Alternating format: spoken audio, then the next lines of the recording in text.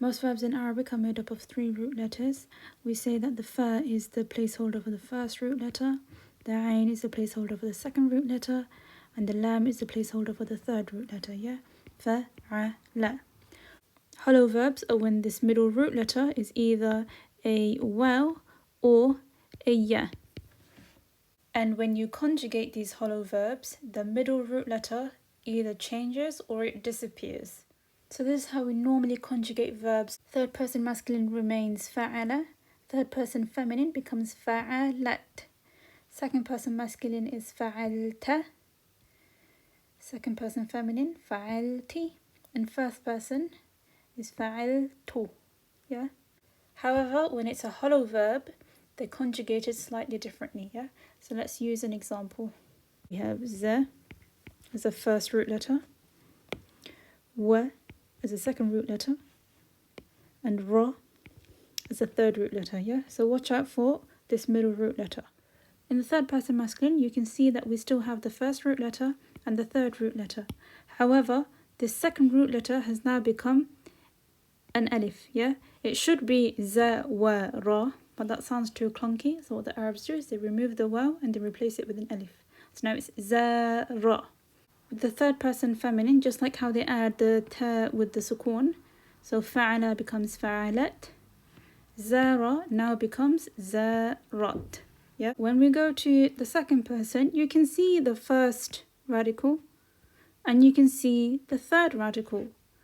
But the second radical, this waw, has disappeared completely. Yeah? It hasn't even been replaced. This ta is an addition, right? It's just the pronoun. It looks like there's just 2 root letters.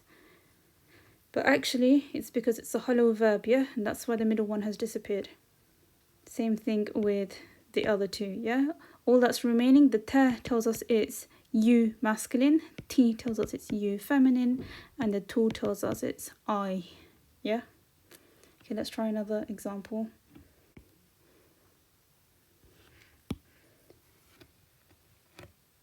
So we'll use a, ya,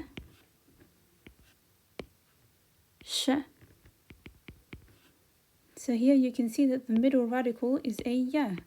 So when we conjugate it, it will have the same effects, yeah? Where the middle radical will either turn into an alif or it will disappear.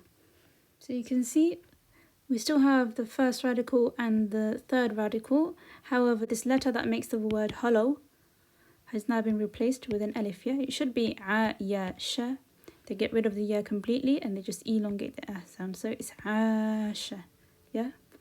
And then with the third person feminine, all they're doing, you know it's third person feminine because it's got this ta with the sukoon on it.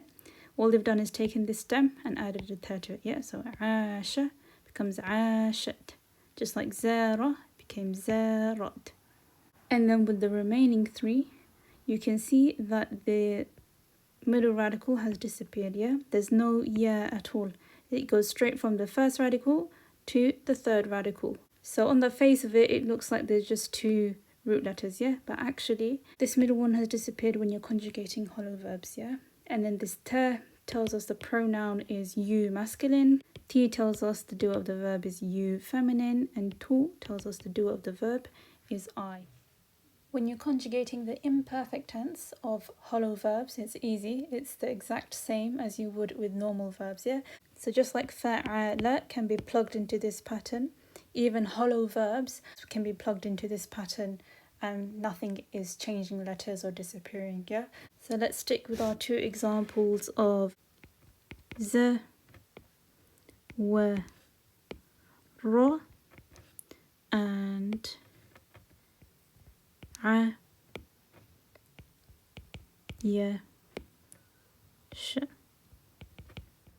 And you can see all the root letters are back, yeah? So just like fa, a, la is evident, you can also see the za, the waw, and the ra, yeah?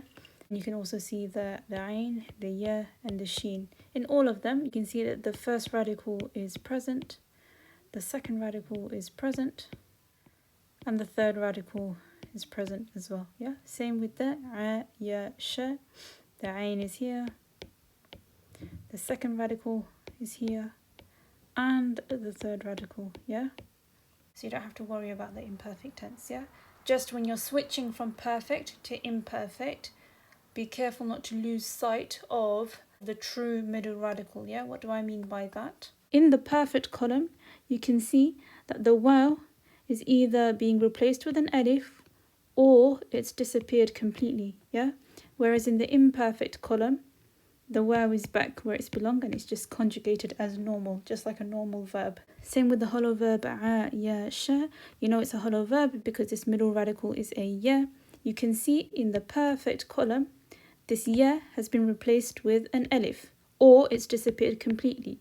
However, in the imperfect column, you can see that the ya has appeared again, yeah, and it's back where it belongs. Just because the waw was a temporary alif doesn't mean it's now an alif, yeah? The root letter is still a waw. And with the second one, you can see that just because the root letter was temporarily an alif doesn't mean it permanently becomes an alif, yeah?